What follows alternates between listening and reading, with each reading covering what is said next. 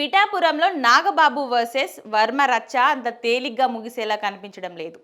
ఇక్కడి కూటమి పార్టీలో గందరగోళం పెరగడమే తప్ప తగ్గే ఛాన్స్ లేదనిపిస్తుంది.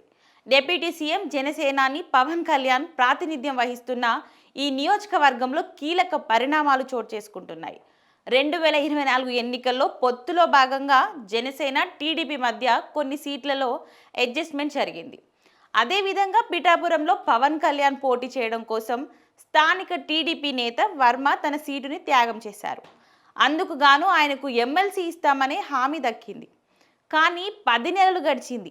ఎమ్మెల్సీ అవకాశం రాకపోగా ఇటు జనసేన నుండి నాగబాబుకు ఛాన్స్ రావడం పుండు మీద కారం చల్లినట్టయింది. ఎందుకంటే మొన్నటి జనసేన సభలో నాగబాబు చేసిన కామెంట్లు వివాదాస్పదంగా మారాయి. జనసేన ప్లీనరీ వేదికగా నాగబాబు చేసిన వ్యాఖ్యలతో గ్యాప్ మరింత పెరిగింది. నిజానికి పిఠాపురంలో పవన్ గెలుపులో వర్మ కీలక పాత్ర పోషించారు. స్థానికంగా బలమైన టీడీపీ నేతగా అక్కడి ఎన్నికల్లో ఆయనది కీలక పాత్ర అనడంలో సందేహం లేదు.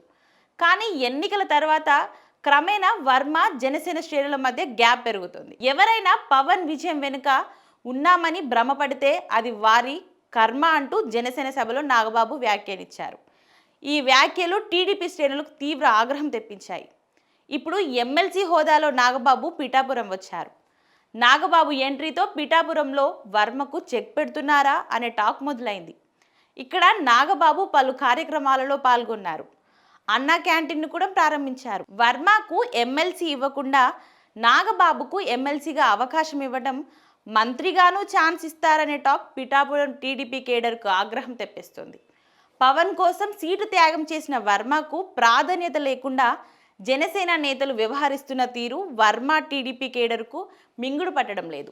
అసలు తాము వర్మ చెబితేనే పవన్కు ఓటు వేశామని తేల్చి చెప్తున్నారు.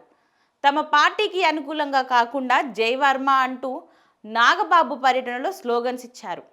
వర్మ మద్దతుదారుల నినాదాలకు జనసేన కేడర్ కౌంటర్గా జై జనసేన అంటూ నినాదాలు చేశారు.